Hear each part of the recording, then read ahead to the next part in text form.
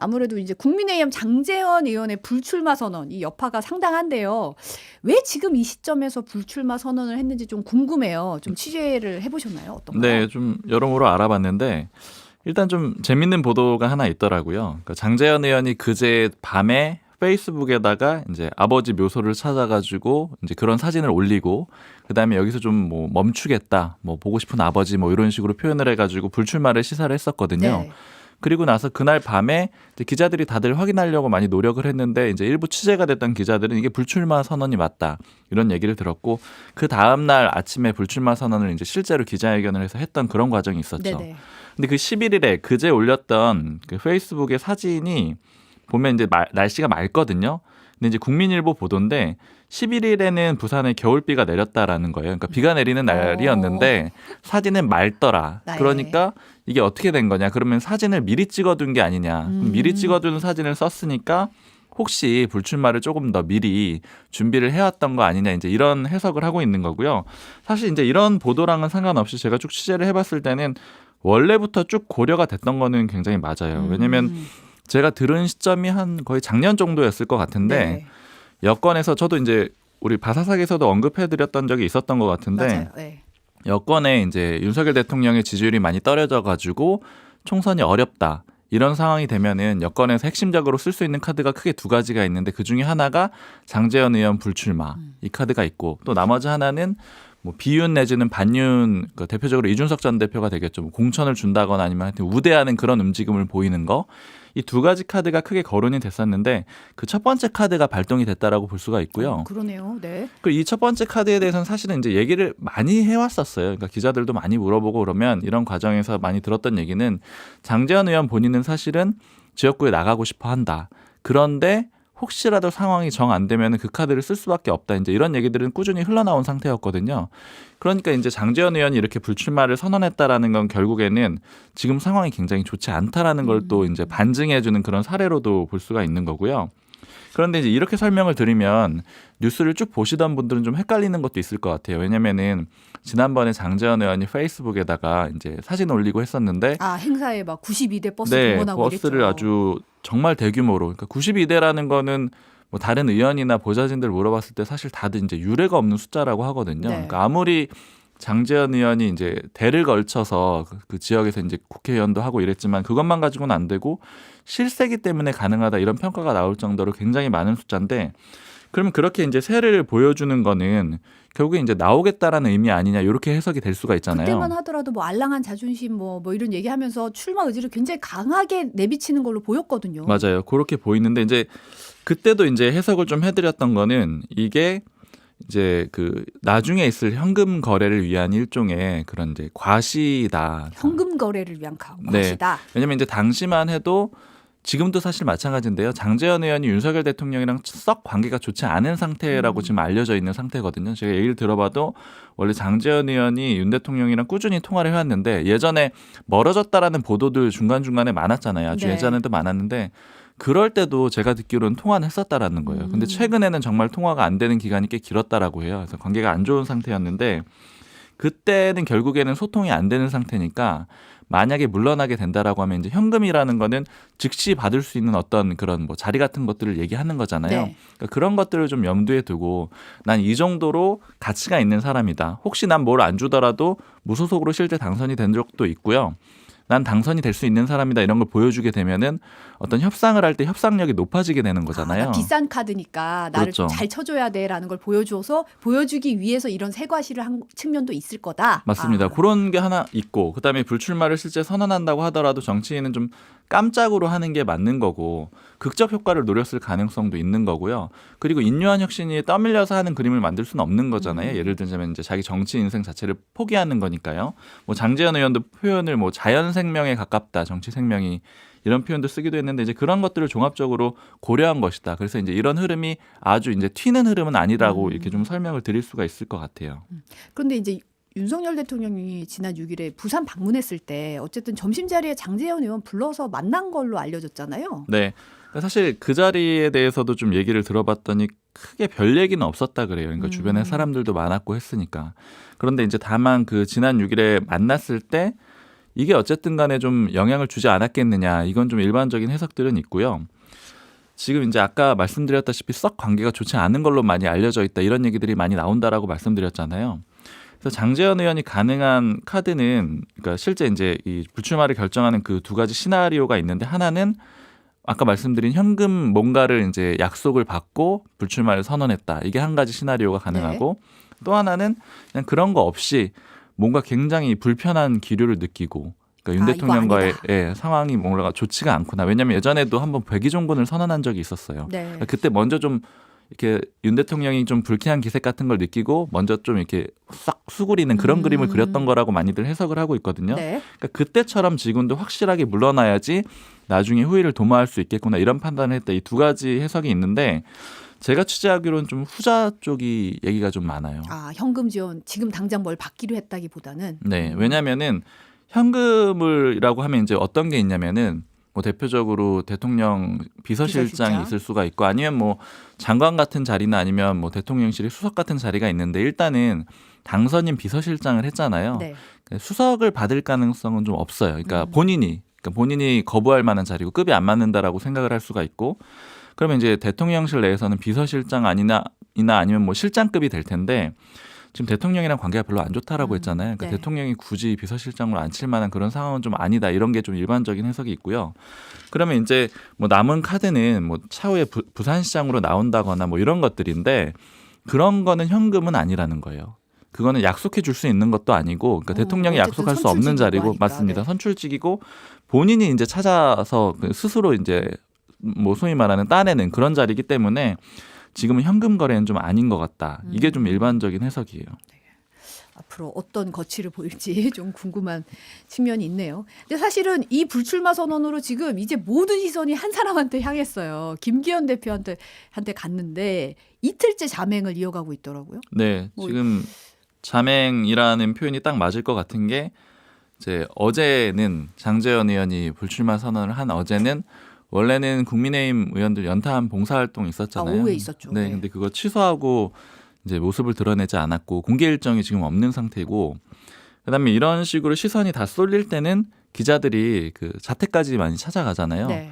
근데 이제 현장에 갔던 기자들 얘기로는 어제 김기현 대표가 자택에 안 들어온 걸로 좀 추정이 된다라는 거예요. 물론 뭐 아예 안 나가서 뭐 이렇게 못 봤을 수는 있는데 일단은 기자들이 들어오는 걸 보지 못한 상태라서 그러니까 안 들어온 걸로 좀 추정을 하고 있는 그런 상태예요. 그래서 이제 지금 거취가 어떻게 될지를 놓고 좀 숙고를 한다. 이런 것들은 좀 명확해 보이는 상태고요. 고민이 깊은 상태라고 보여지는데 어떤 카드 준비하고 있을지도 궁금하거든요. 뭐 오늘이다 뭐 아니면 내일 최고위원회에 있으니까 내일이다 뭐 네. 언제쯤 시점이 오락가락 하더라고요. 네, 오늘 아니면 내일로 뭐 보이는 상태고요. 일단은 근데 지금 김기현 대표 측 사람들도 저도 사실은 원래 뭐 내일 이제 한 명 만나기로 했었는데 약속도 다 취소되고 뭐 이런 상황이에요. 그러니까 네. 지금 그쪽에서 다 입을 다물고 있는 상태인데 이제 당내에서 그래도 김기현 대표랑 가깝거나 아니면 이제 당직에 있는 사람들한테 쭉 물어봤을 때는 가능한 시나리오는 두 가지입니다. 그러니까 당 대표직을 유지하고 총선을 불출마 선언한다.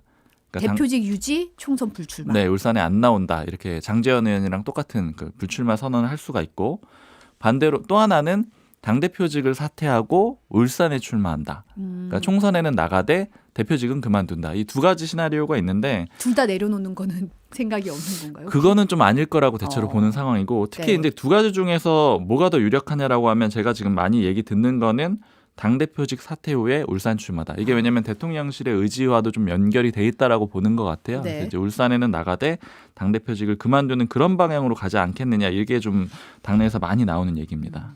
근데 어쨌든 이제 대표직을 내려놓는 방향으로 간다고 하면 총선 리더십의 변화가 불가피한 상황이잖아요. 네. 이 와중에 뭐 비대위 체제에 띄운다 이런 가능성도 지금 거론이 되던데 보니까 한동훈 원희룡 장관 이름이 나오고 있어요. 네, 뭐 이름이 계속 나올 수밖에 없는 상황이고 그리고 아까 말씀드린 대로 김기현 대표가 당대표직을 사퇴하는 그런 선택을 하게 되면은 당연히 비대위로 갈 수밖에 없는 상황이거든요. 전당대회 다시 치르는 거는 좀 무리고요. 네. 시점상으로 봤을 때 총선도 뭐 한 4개월밖에 안 남은 상황이라서요. 그러다 보니까 결국엔 실세장관이라고 불리는 두 명의 이름이 많이 거론이 되는 건데 그러면 이제 한동훈 비대위원장 뭐 이런 설을 담은 기사도 보고 뭐 원희룡 장관 뭐 비대위원장 갈 수도 있다 뭐 여러 가지 뭐 공관위원장 공동공관위원장 뭐 여러 가지 얘기들이 뭐 나오고 선대위를 있는데 조기 띄운다 뭐 여러 가지 시나리오가 나오더라고요. 네, 근데 이제 제가 취재를 해보기로는 그럴 가능성은 좀 높지는 않은 것 같아요. 이제 물론 이게 제가 취재한 내용이긴 한데 일단 국민의힘에서 나오는 얘기가 결국에는 이제 절대 변수라는 표현 제가 몇 번 드렸는데 한동훈 장관이 정계 진출하는 건 이미 기정사실화돼 있고 정계 진출한다라고 하면은 한동훈 장관이 주인공이다라는 거에 대해서는 다들 이견이 없어요. 네. 근데 이 주인공을 어떻게 쓸 거냐의 문제인 거잖아요. 그러니까 비대위원장으로 쓸 거냐, 그러니까 아예 대놓고 간판으로 쓸 거냐 말 거냐 뭐 이런 문제들인데 국민의힘에서 나오는 얘기는 이 한동훈 장관을 비대위원장으로 해야 된다는 사람들도 물론 있습니다. 근데 안 해야 된다라는 의견이 제가 듣기로는 조금 더 많은 게 왜 그러냐면은 전면에 내세움이 좀 부담된다라는 거예요. 그러니까 모든 그 책임을 다 져야 되는 상황이고 사실은 김기현 대표 체제도 일부 유지하고 싶어하는 마음이 있었거든요. 친윤그룹에서. 그게 왜 그랬냐면은 한동훈 장관을 아예 간판으로 세우기보다는 김기현 대표를 놓고 그다음에 한동훈 장관이 실세 역할을 하는 게 훨씬 낫다라는 거예요. 그리고 여러 가지 실무적인 문제들이 있어요. 뭐 대표적으로 예산 문제라든가 아니면은 민주당에서 추진하고 있는 쌍특검 문제들 이런 것들 처리하는 거는 사실은 차라리 다른 사람에게 맡기는 게 더 유리하다 이런 얘기들이 있고요. 그리고 그래서 사실은 한동훈 장관이 직접 나서는 것보다는 좀 그 무색무취하거나 영향력이 적은 사람을 비대위원장으로 앉혀놓고 한동훈 장관이 이제 좀 자유롭게 움직이는 그런 그림이 훨씬 낫다. 아, 실세는 한동훈 장관일지라도 어쨌든 대표적으로 앞에 내세우는 사람은 다른 사람이 그림이 더 나을 수도 있다. 네, 그래서 당에서 제가 듣기로는 김병준, 뭐 김한길 위원장 이런 사람들을 세워놓고, 그러니까 또 원희룡 장관은 안 된다 이런 얘기들이 같이 나와요. 왜냐하면은 잠룡 중에 하나잖아요. 네.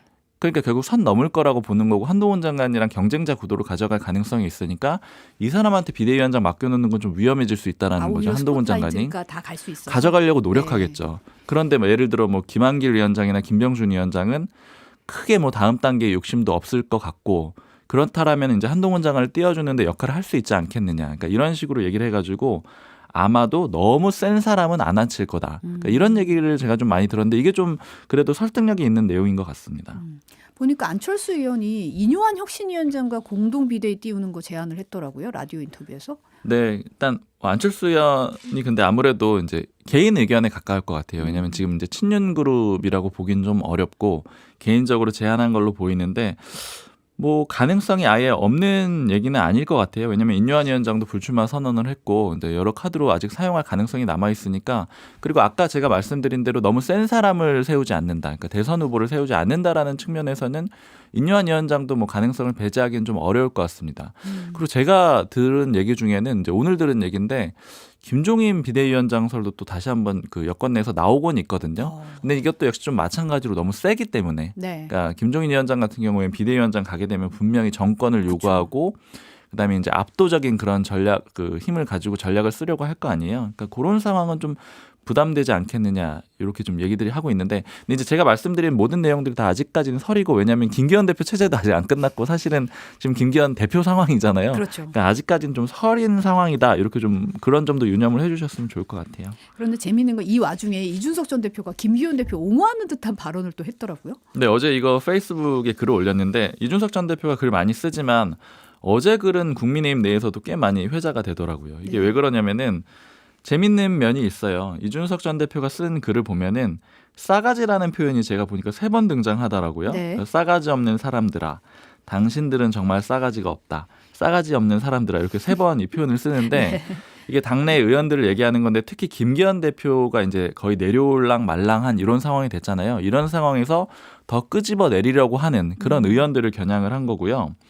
이게 두 가지 측면이 있습니다. 이 싸가지라는 표현을 많이 쓴 거는 이제 국민의힘에서 그러니까 이준석 전 대표를 그 국민의힘 주류가 공격하는 주요 포인트 중에 하나가 이제 좀 싸가지론이거든요. 그러니까 싸가지가 없다. 그러니까 너무 어린데 이게 그 대구의 이제 그런 정통 보수라고 굳이 표현을 한다라면 그쪽에서 봤을 때는 좀 예의 없고 이런 모습이 어필을 할 수가 없다. 이런 공격을 하거든요. 그러니까 이거를 하나 좀 역공을 했다. 이제 이렇게 볼 수가 있고 두 번째는 지금 이제 나오는 얘기들이 김기현 대표에 대한 압박만 있는데 이준석 전 대표의 글은 연이어서 자신 포함해가지고 김기현 대표까지 2명의 당대표가 물러나게 된 이 상황은 윤석열 대통령 때문이다. 그러니까 이런 점을 부각을 하는 거거든요. 그러니까 자신의 문제하고도 또 연결을 시켜서 이제 같이 공격을 했다라고 볼 수 있습니다. 민주당 얘기를 좀 넘어가 볼게요. 오늘 오전에 더불어민주당 이탄희 의원이 내년 총선 불출마를 선언했어요. 네. 기자회견에서 선거법만 지켜달라, 퇴행은 안 된다 이렇게 밝혔는데 네. 이제 선거제 개혁 관련해서 계속 목소리를 내왔잖아요. 맞아요. 특히 내일 민주당의 의원총회가 있거든요. 이제 선거제 개편에 대해서 대략적인 방향을 이제 정리를 할 걸로 보이는데 뭐 설문조사도 진행했고 뭐 그 결과 네. 가지고 얘기도 있겠죠. 그 결론이 나오기 전이라서 이탄희 의원이 더 적극적으로 나섰다라고 볼 수가 있고 그런데 지금 그 지도부나 주류의 분위기는 아무래도 예를 들어 뭐 병립형으로 회귀를 하거나 뭐 그게 안 되면은 위성 정당을 만들어야겠다. 좀 이런 쪽으로 가 있거든요. 그러니까 현행을 유지하면 위성 정당을 만들 수 있다. 이런 쪽으로 홍익표 원내대표가 꾸준히 얘기를 하고 있어요. 이재명 대표도 뭐 멋지게 지면 무슨 소용이냐 이런 얘기를 하기도 했고요. 네. 즉 이 얘기는 이탄희 의원이 제안하는 거는 다 들어주지 않겠다라는 취지로 읽히거든요. 이탄희 의원이 이미 한번 그 자기 지역구 경기 용인정인데 여기서 불출마하겠다라는 의견을 낸 바가 있어요. 그러니까 네. 그거 자기 거 내려놓을 테니까 나 희생할 테니까 요 선거제만은 지켜달라 이렇게 한번 의견을 냈는데 지도부가 안 들어준 상황이잖아요. 네. 그리고 내일 바로 의원총회 있는 상황이고 이래서 더 강도 높게 아예 내년 총선 불출마하겠다. 그러니까 선거제만 지켜달라 이런 의견을 다시 한번 낸 그런 상태입니다. 내일 의총 결과가 어떻게 될지 좀 봐야겠네요. 근데 거의 결론은 조금 정해져 있는 상황이긴 해요. 네. 병립형으로 회귀를 하거나 아니면은 현재 그 연동형 비례대표제를 유지할 거면은 위성 정당을 만들자. 이런 쪽으로 오늘도 홍익표 원내대표가 비슷한 얘기를 했습니다. 약속을 못 지킬 수 있겠다 이런 얘기를 하고 있어요. 네. 더불어민주당 내에서는 지금 김민석 의원이 사꾸라 발언, 이낙연 전 대표의 신당 창당 준비에 대해서 사꾸라 네. 발언을 했고 비명계 당내 모임인 원칙과 상식이 김민세라고 응수하고 있는 상황이에요. 보면은 굉장히 오랜만에 들어보던 네. 옛 이름들인데, 네. 네, 표현들이 거칠어지고 네, 있죠. 표현들도 거칠고 좀 갈등의 골이 깊어지는 분위기 이렇게 좀 보이는데. 네, 이낙연 전 대표가 계속 이제 나서가지고 이재명 대표하고 이제 당 지도부 그리고 현재 민주당 계속 비판을 하면서 갈등은 계속 커지는 그런 그림이고요. 그 갈등이 커지는 와중에 더 이제 공격적인 표현들이 등장을 했다라고 볼 수가 있습니다. 네. 그러니까 김민석 의원은 방금 말씀해주신 대로 이낙연 전 대표를 뭐 직접 겨냥한 건 아니고 이낙연 전 대표의 창당 움직임이 이게 사쿠라 노선이다 이렇게 계속 공격을 했고요. 네. 그러니까 여기에 대해서 원칙과 상식 의원들이 이제 비주류 모임 의원들인데 이 의원들이 김민세라고 방금 말씀해 주신 대로 공격을 했는데 이게 철새 정치인이다 이렇게 공격을 한 거예요. 그러니까 김민세라는 거는 김민석과 철새를 합친 그 네. 표현이거든요. 그리고 특히 언제적을 얘기를 하는 거냐면은 되게 예전으로 올라갑니다. 16대 대선으로 올라가는데 그때 노무현 전 대통령이 당선이 됐던 대선이었는데 뭐 정몽준 후보랑 이제 단일화 하느냐 마느냐 하고 뭐 마지막에 이제 정몽준 후보가 단일화 안 하고 뭐 이런 그렇죠. 상황들이 있었잖아요. 근데 그때 김민석 의원이 정몽준 후보를 지지했다라는 거예요. 그러니까 그게 그 자당 후보를 지지 안 하고 지지율 더 나올 수 있다는 이유로 정몽준 후보를 지지했으니 이게 철새 정치인이다 이런 점을 계속 부각을 하면서 공격을 하고 있는 상황이고요. 이렇게 공격을 당했는데 김민석 의원은 오히려 더 어제에 나서가지고 다시 한번 이제 사쿠라라는 표현을 쓰면서 재차 비판을 했고요. 기자회견도 하고 페이스북에 글도 썼더라고요. 네. 그러면서 하나 반박을 했던 내용은 나를 예전에 그 행보로 철새 정치인이라고 비판을 할 거면은 지금 이낙연 전 대표의 행보도 비판을 해야 된다. 그러니까 이렇게 반박을 하기도 했습니다. 당내에서는 어떻게 봐요? 이런 갈등에 대해서는? 사실은 좀 걱정을 많이 하는데 전반적으로는요. 전반적인 분위기는 이제 주류 쪽이라고 할까요? 친명계 쪽에서는 이낙연 전 대표의 창당은 가능성도 낮고 실제 하더라도 파괴력도 낮을 거다. 그러니까 김민석 의원이 굳이 이렇게 나설 필요까지는 없다. 그러니까 이런 의견들이 좀 있고요.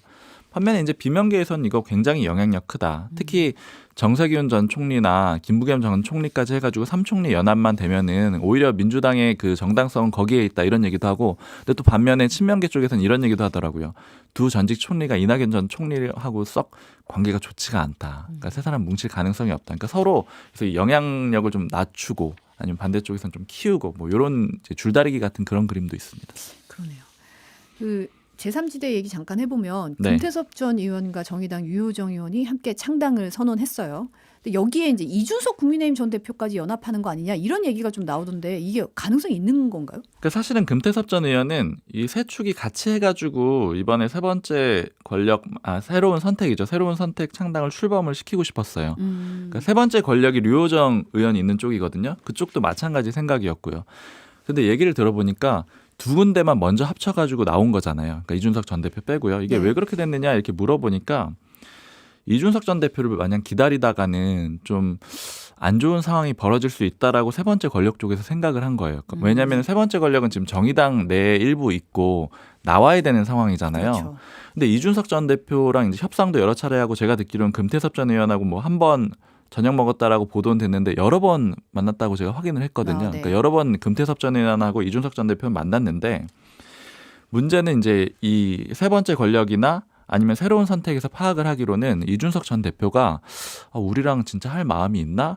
이런 의구심이 있는 거예요. 왜냐하면 이준석 전 대표가 그 순위대로 보면은 제일 하고 싶은 거는 이게 새로운 선택에서 보기로는 잔류하는 거라는 거예요. 그러니까 윤석열 대통령이 우리가 뭔가 좀 다 잘못됐고 차라리 이준석 비대위원장 맡아주시고 당을 획기적으로 바꿔주세요. 뭐 예를 들면 이런 상황이 돼서 이준석 전 대표가 남아가지고 하는 거 이걸 제일 선호를 하는 것 같고 세 번째 권력이 파악하기로는 네 그리고 이게 안 된다라면은 그보다는 보수 신당을 더 선호하는 것 같다라는 거예요. 왜냐하면 이제 요 그 세 번째 권력까지 다 합치게 되면 빅텐트가 되는 거잖아요. 그렇죠. 그러니까 마지막 선택지가 빅텐트인 것 같다. 그럼 우리는 너무 후순위 아니냐. 그리고 답도 안 주고 있지 않느냐. 그러니까 만약 계속 기다리다가만은 우리만 그냥 뭐 그런 이제 아무것도 안 되는 그런 상황이 될 수 있다라고 생각해서 이제 양당이 합당하는 그런 그림을 만든 거고 그리고 지금 그림도 보면은 그 이제 금태섭 전 의원하고 류호정 의원이 이제 같이 내놓은 그런 이제 정책 같은 것들 보면은 뭐 남녀 병역 뭐 평등 뭐 네. 이런 얘기들 좀 나오고 있잖아요. 아니면 그렇죠. 뭐 남성 육아휴직 의무화 이런 것들 나오고 있는데 이런 것도 이준석 전 대표에 대해서 일종의 러브콜을 하는 그런 그림이라고 볼 수가 있는 거예요. 왜냐하면 이준석 전 대표 입장에서는 예전에 제가 의석수가 중요하다는 말씀드렸잖아요. 네. 그 금태섭 전 의원이야 보수 신당이라고 해도 가능한 대상이거든요. 근데 류호정 의원은 부담스러워요. 왜냐하면 자신의 그 지지층들이 선호하지 않는 대상이잖아요. 네. 특히 뭐 소위 말하는 이대남에서 원하지 않는 그런 대상이고요. 근데 이렇게 합치게 되면은 리스크가 있는 거죠. 그럼 난 리스크를 감수할 테니까 대신 뭘 줄 거야라고 했을 때 의석수라도 가져와라고 하고 싶은데 의석수도 없는 거거든요. 왜냐하면 비례대표다 보니까 탈당하게 되면 의석수가 사라지게 되는 거잖아요. 그러니까 이준석 전 대표 입장에서는 사실은 급한 대상들이 아닌 거예요. 그러다 보니까 이 반대쪽에서 오히려 좀 조급한 상황이고 다만 이제 빅텐트를 치게 되면은 여전히 가능성은 열려 있다라고 볼 수 있습니다. 여러 가지 변수들이 좀 있네요. 지금 요즘의 정치권은 정말 뭐 기자들이든 정치권 사람들이 다 하는 얘기가 너무너무 복잡하고 변수가 많아가지고 단정적으로 얘기할 수 없고 뭐 아까 원칙과 상식도 말씀드렸는데 그 안에 4명의 의원도 탈당에 대해서 입장이 다 다르거든요. 온도차가. 변수가 곳곳에 있어가지고 뭐 전체적으로 딱 이렇다라고 보기가 어려울 정도로 굉장히 혼란스러운 상황입니다. 네, 진행 과정을 좀 더 봐야겠네요. 네, 오늘 온유화는 여기까지 듣겠습니다. 경향신문 박순봉 기자 감사합니다. 감사합니다.